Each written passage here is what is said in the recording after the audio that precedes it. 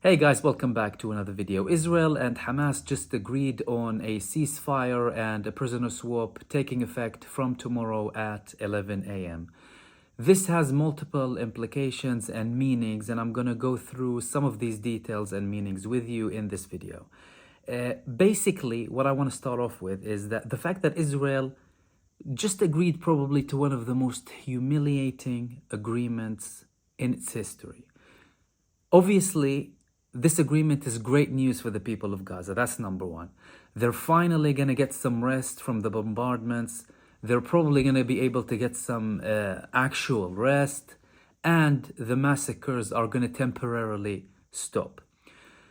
Why do I call this a humiliation? Well, there are a couple of reasons for that. Number one, Prime Minister Netanyahu, he told his cabinet and the Israeli population yesterday, before voting on the ceasefire, that they will be making hard decisions this evening. Now, we all know what Israel means when it says we're going to be making hard decisions.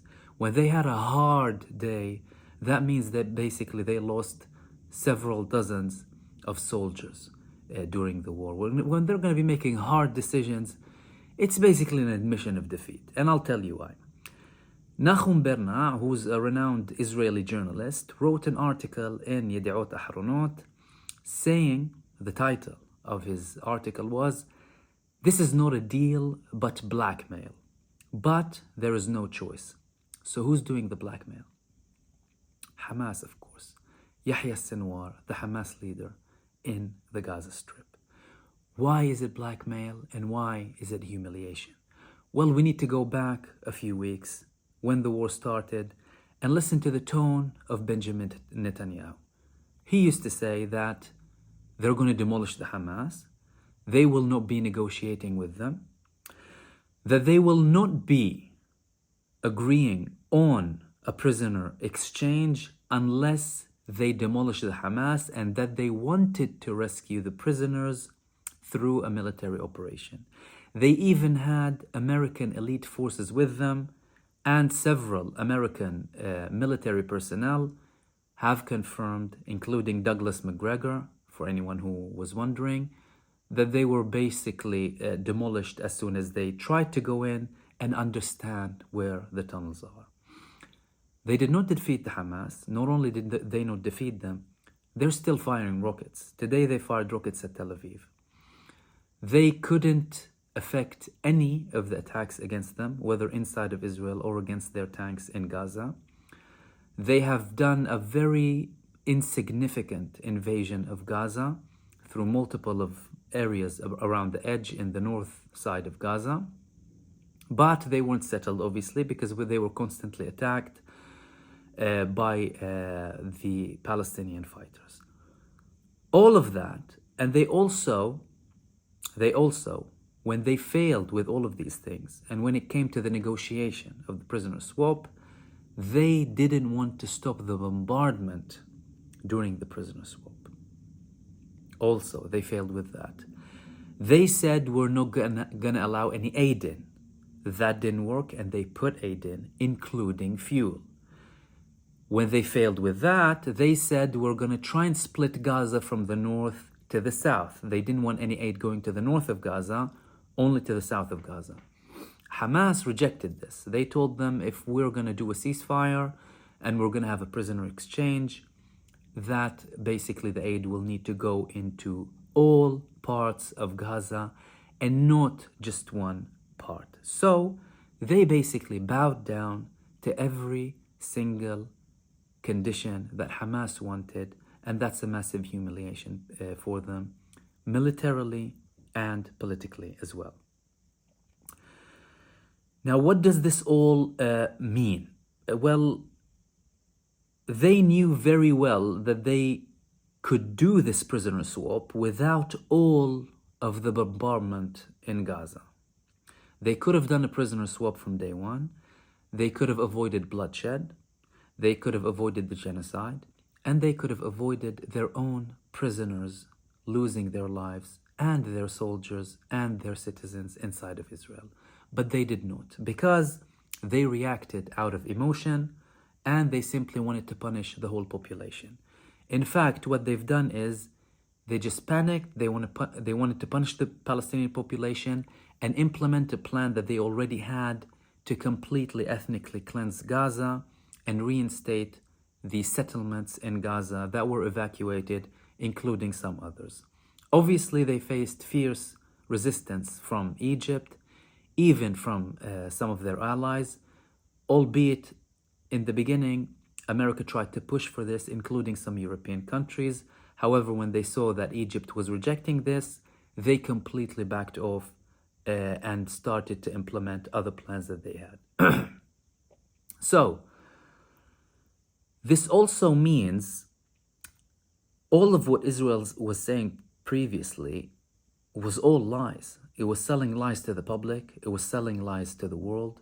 It was selling the people the idea that Hamas can be demolished, despite the fact that they tried to eliminate Hamas and they put this as a target previously in previous wars they had with them, but they failed and they had to change their aim during the war.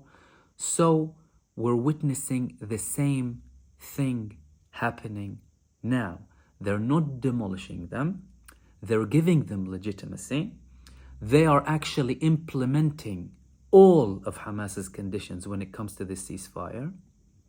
And they're going to use this ceasefire as a small rope, basically, to hold on to and drag for an all-out ceasefire, and not just a temporary or humanitarian one for 4 to 6 days, and then take it further, because they knew very well that they could not defeat Hamas militarily, and there's increasing pressure inside of Israel from the prisoner families and from the Israeli public as well. So what's gonna actually happen tomorrow? From 10 a.m. for a minimum of 4 days, but this could extend up to 6 days as well, there will be a complete ceasefire. Israel didn't want a complete ceasefire, but again, this is one of the conditions that Hamas put for them, and they have agreed to a complete ceasefire. During this ceasefire, 150 Palestinian women and children will be released from Israeli prisons. These were people who were imprisoned for no valid reason, many of them under administrative detention, which is basically you imprison someone without any reason, and they don't have a right to see their lawyer or family, and no one knows their whereabouts. 50 Israeli women and children, on the other hand, are going to be released, and it's going to be in multiple stages during several days of the ceasefire, and this is going to be happening with the help of the Red Cross and the Red Crescent. Following the 4 to 6 days, it could potentially lead to an extension of this prisoner swap at a ratio of 1 Israeli per 3 Palestinians. And the level or weight, so to speak, even though obviously every human life is valuable, every single human life is valuable, but in terms of what these people are in for prison, Israel regards as a risk to its security. And obviously from Hamas's side, it's going to be people who have been in the army or whatever else they might have done. And this is just the first stage.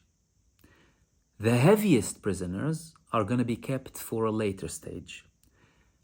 And these prisoners, when it comes to the negotiation with them, it's not going to involve only a prisoner swap, although we're going to be talking about prisoners who have many life sentences in Israel that will be most likely released because of the level of prisoners and their rank in the army that the Palestinian resistance has. But it will also be followed by multiple other conditions that Hamas will force on Israel through its obviously mediators from Qatar, Egypt, and obviously the United States on Israel's behalf is also dealing with this. What will be the return in exchange to all of this? If Israel has given up so much when it comes to the military action, the ceasefire, the aid for Gaza, all of its conditions to split Gaza between the north and the south, giving them fuel, giving them aid, and not just for humanitarian purposes. Imagine what's going to happen after that. The question is, will Israel restart the war after this? Could well be. And there could be a potential that the ceasefire itself, this temporary ceasefire, will not work because each side can breach the ceasefire and it could re-escalate again. But it's on neither side's interest. Israel already declared it. It got the approval from the president. It got the legal approvals as well.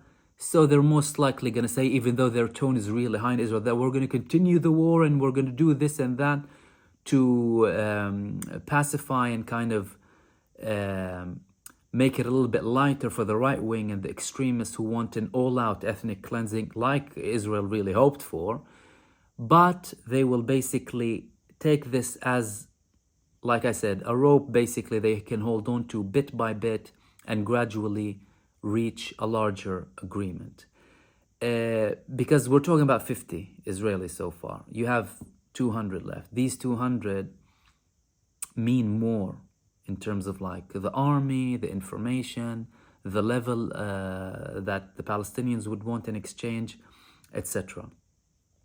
Also, these people who will be released, if we had so far the two prisoners that Hamas released on humanitarian purposes without any return, basically, mainly Yocheved Lifshitz, you remember the things that she said, that Israel basically was bombing them while they were there in multiple places, that she was treated nicely when she was held with the Palestinian fighters, that they gave them food, that they took good care of them, that they told them that they're guests and that they're not going to hurt them. They gave them meals, they gave them medical care, all of these things. And Israel really thought it was a catastrophic propaganda against them, basically. Imagine what these 50 people who are going to be released now will be saying about Netanyahu, especially the fact that some of them already published videos, basically Hamas released videos of them criticizing Israel, criticizing Netanyahu, apart from the criticism he's receiving from inside of Israel anyway. Obviously, unless they, give them hush money. I'm not sure how much money they have, but that could also be something. But there's a risk that these people will apply more pressure for the release of the following prisoners. Also, the Israeli government met with the representative of the prisoner families, the families of the people imprisoned in Hamas by Hamas in Gaza. And the representative actually left the meeting because he said it's pointless and that they're not taking enough action. So there's a lot of pressure going on there within Israel for this to continue. You have people who want it to continue. You have people who really don't want it to continue. There's a massive division. But what they basically want is a way out because they realize that they can't keep massacring people without any repercussions, especially with the mass pressure that, people like us, people in Western countries are putting on governments to stop this genocide. This is really important. The protests in the West played a big role in this because America, the UK, other Western countries, they cannot handle ongoing protests and pressure like this against the government. And there's so much the government can do against its people will on an ongoing basis. I mean, we've seen extremely appalling genocide supporting in the UK, in the United States, and in the rest of the European countries, legitimizing Israeli crimes, Israeli genocide and ethnic cleansing, and basically giving them an open check to do what they do and to continue with it as well. So that also really helped in getting this war to stop, at least temporarily. Another question is, a very important question. Everyone is talking obviously about the Israeli prisoners that Hamas took on the 7th of October. Before the 7th of October, hardly anyone knew that there are over 7,000 Palestinians in prison, many of which without any charge, in what Israel calls administrative detention. Many people didn't know that children are in Israeli prisons facing long sentences. No one knew that. And the question is, would Israel have released 150 Palestinian women and children if it wasn't for what happened on 7th of October and purely out of its own accord? I'll see you soon in another video.